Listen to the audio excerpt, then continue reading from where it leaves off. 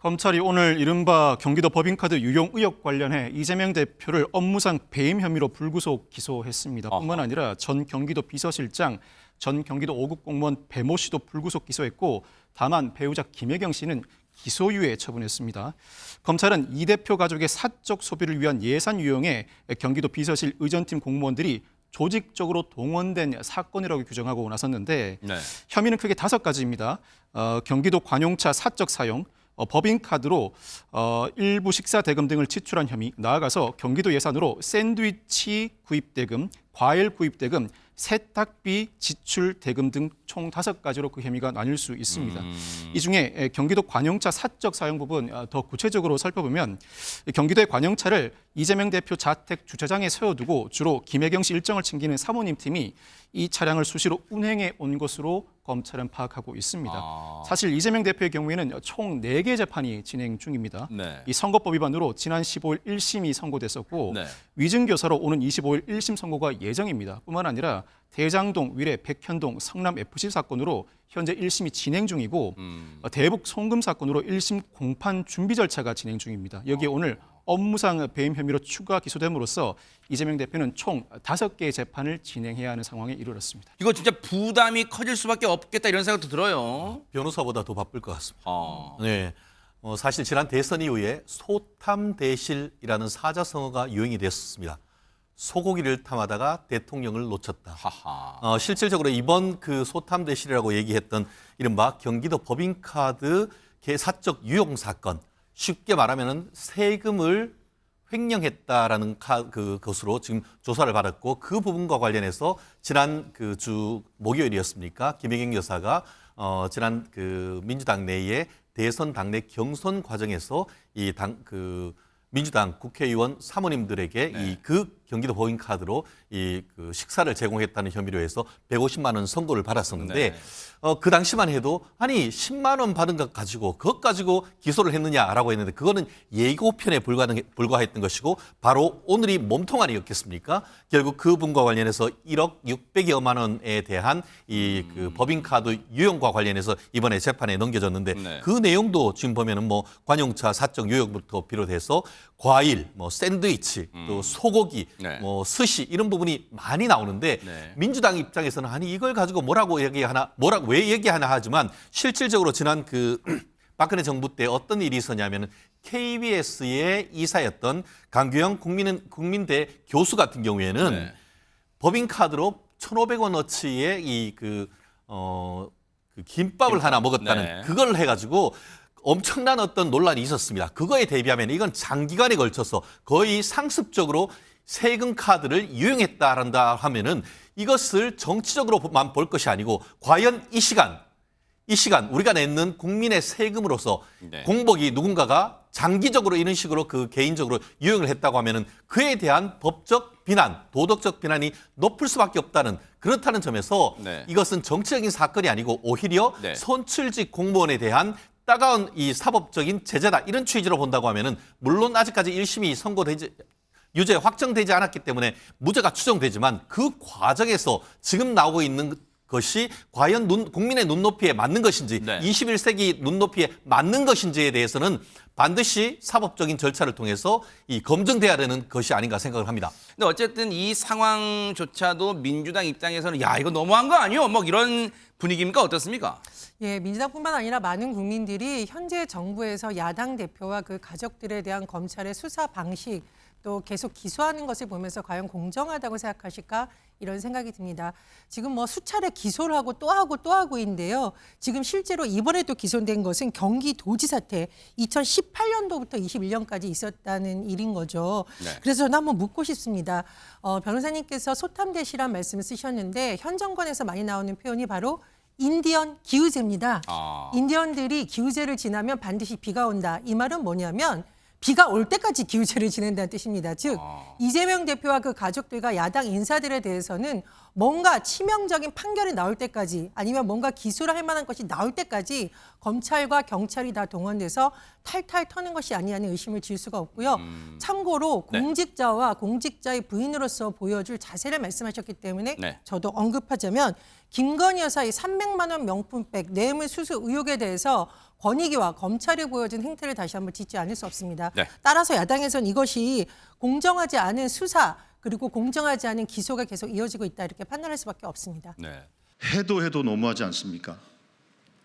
대통령의 정적 죽이기의 혈안인 정치검찰의 비열한 야당 탄압을 규탄합니다. 오늘 검찰의 기소는 기소를 위한 기소입니다. 검찰이 이토록 집요하게 억지 기소를 남발하는 이유는 분명합니다. 제1야당 대표이자 국민의 압도적 지지를 받는 정치 지도자를 법정에 가두고 손발을 묶으려는 속셈입니다.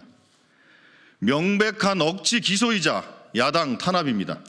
검찰에 부여된 기소권이 야당을 옥죄기 위한 수단입니까? 이재명 대표에 대한 1심 재판부의 판결은 누가 봐도 명백한 사법살인이었습니다. 그만큼 상식적이지 않은 판결이었기 때문입니다. 떨어진 대선 후보에 대한 징역형을 어떤 국민이 납득하겠습니까? 오죽하면 서울법대 나온 판사가 맞냐고들 하겠습니까?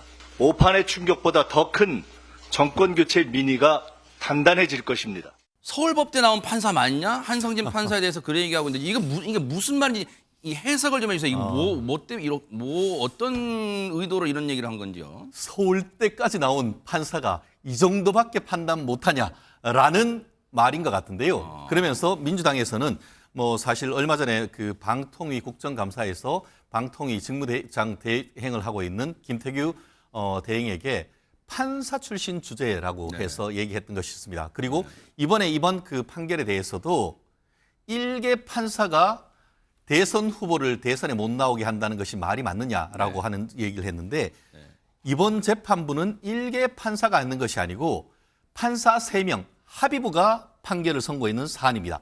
50대 초반의 재판장님 그리고 또 젊으신 그 좌배석, 우배석 판사님 3명이 모여서 어떻게 보면 어떻게 보면 지성이 합해져 가지고 했는 것인데 지금 그 재판장님이 서울법대를 나오신 분이라고 해서 서울법대 나온 판사가 맞냐고들 한다라고 하는데 재판부 제대로 사실 확인부터 하시고 그런 말씀하시다라는 얘기를 드리고 싶고요. 네. 지금 그 민주당 내에서는 이번 1심 판결에 대해서 사법살인이라고 하지만 오히려 많은 국민들은 민주당이 사법부를 살인하려고 하는 것이 아니냐라는 얘기를 하지 않습니까? 네. 지난 금요일 유죄 판결이 나오니까 비 오는 그 시내에 비옷까지 입고 나와가지고 사법부를 원색적으로 비난하는 그런 부분이 정치권이 어떻게 보면 독립을 시켜야 될 사법부에 대해서 압박하는 모습 보이고 그 부분에 대해서 말씀드린 것처럼 오히려 국민들은 사법부를 살인하려고 하는 민주당의 시도가 아니냐 그런 어떤 그 강도 높은 비판이 있다는 것을 말씀드리지 않을 수 없고요. 네.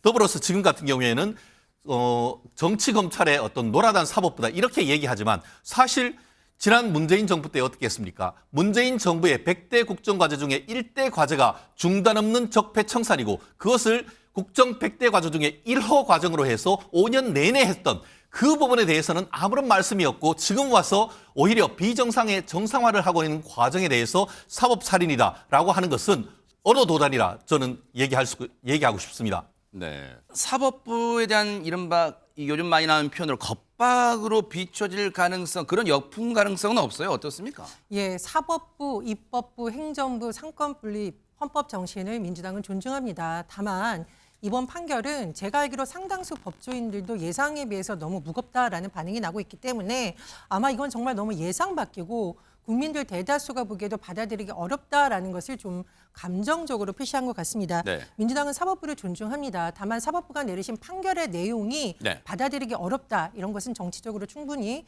해석 가능하다고 생각을 하고요. 그리고 역시나 지금 적폐청산을 말씀을 하셨는데 문재인 정부 때 적폐청산을 하라고 임명했던 검찰총장이 바로 지금 윤석열 대통령이십니다. 그렇다면 더더군다나 더 공정하게 수사를 해야 되고 수사의 결과인 재판의 그 결과도 국민들이 받아들일 수 있는 것으로 이어져야 되는데 어쨌든 검찰이 기소를 하기 때문에 재판이 진행되고 판결이 나오지 않겠습니까? 그래서 저는 사실은 문재인 정부 때 미완이었 개혁이었던 검찰 개혁이라는 과제에 대해서 다시 요즘 많은 시민들이 관심을 가지고 있고요. 또 하나 이 말씀을 드리고 있습니다. 네. 자꾸 민주당 얘기를 하시는데 김건희 여사 특검에 대해서 상당수의 많은 국민들이 찬성을 하는 것으로 저희는 각종 여론조사를 통해서 파악하고 있기 때문에 지금 여러 가지 정치권을 둘러싼 수사의 문제에 대한 판단은 민주당의 판단이라기보다는 많은 국민들의 민심이 담은 판단이다. 저는 이렇게 생각을 합니다. 옹호를 넘어서 과잉 충성 경쟁 아니냐 이런 지적이 나오는 얘기가 나왔다면서요, 이담 아나운서. 네, 민주당의 한 의원이 SNS에 올린 글과 사진 때문에 과한 충성심 아니냐 이런 얘기가 좀 나오고 있는 그래요? 건데요.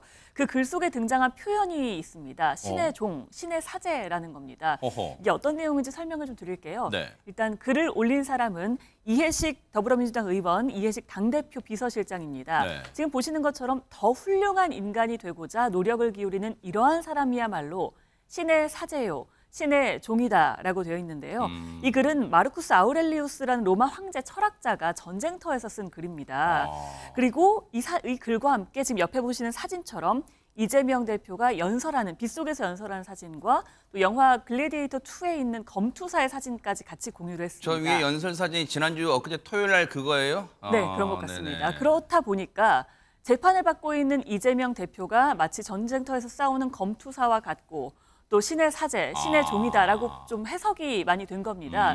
그러면서 이게 과한 충성심 아니냐라는 해석이 있다는 건데요. 네. 이렇게 되자 이해식 의원이 또다시 해명을 했습니다. 뭐라고요? 나는 이재명 대표를 신의 사제, 신의 종이라고 말한 적이 없다라고 이야기를 한 겁니다. 그 명상록의 글귀를 인용했을 뿐이다라면서요.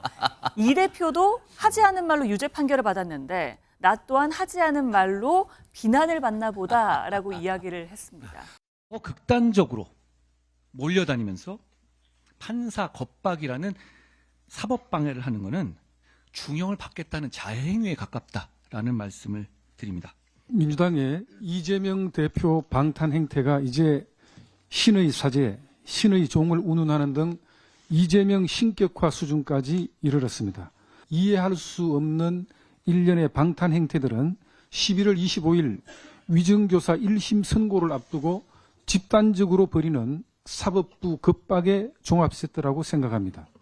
민주당은 이재명 대표의 일극체제, 차르체제라고 저는 보고 있거든요. 이재명 대표가 모든 걸 다 장악을 했어요. 이 상황에서 이재명 대표를 비호하는 발언을 하지 않으면은 저는 정치인으로서 살아남기가 어렵다.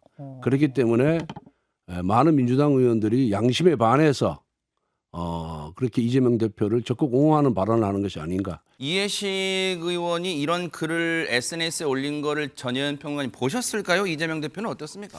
글쎄요. 사실 이재명 대표는 계속 국회는 민생 행보를 해야 된다는 입장입니다. 그래서 일일이 입장을 내지 않고 계속 민생 관련된 행보를 하고 있고요. 특히나 먹고 사는 문제, 먹사니즘과 기본사회 이건 당의 강령에 들어가 있고 또 이 대표가 주장하는 바이기 때문에 민주당은 꾸준히 민생을 챙기고 있습니다.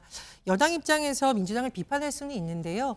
지금 김건희 여사를 둘러싼 여러 가지 의혹에 대해서 제대로 해명을 하지 않고 야당 대표 물어뜯기에 너무 몰두하시는 것 같아 좀 안타깝고요. 네. 이해식 의원님의 글은 제가 좀 원문을 찬찬히 봤습니다. 네. 그런데 그 영화 글래디에이터의 2 주인공은 바로 이 글귀를 이용한 마르쿠스 아우렐리우스의 손자입니다. 네. 그리고 저도 이 영화를 처음부터 끝까지 다 봤는데요. 이 글래디에이터가 마르쿠스 아우렐리우스라든가 여러 선인들의 문구를 여러 번 언급하는데 사실 그거는 저 같은 경우에도 어떤 특정 정치인이라기보다는 정치인으로서 살아가고 있는 저도 굉장히 적는 구절이 많았습니다. 네. 그래서 그런 차원에서 쓴 것이 아닌가 생각이 들고요. 네. 저도 페이스북에 이순신 장군 사진을 올렸거든요. 네. 그건 뭐냐면 지금 많은 우리 민주당 당원들과 국민들이 김건희 특검 서명 운동을 받고 있는데 네. 그 과정을 마치 12척의 배가 있지만 그래도 우리는 끝까지 싸워야 된다라는 의지를 표명한 이순신 장군처럼 우리가 야당이 끝까지 나가자는 건데 순간 야 이것도 야당에서 이재명 대표를 이순신에 비유하나?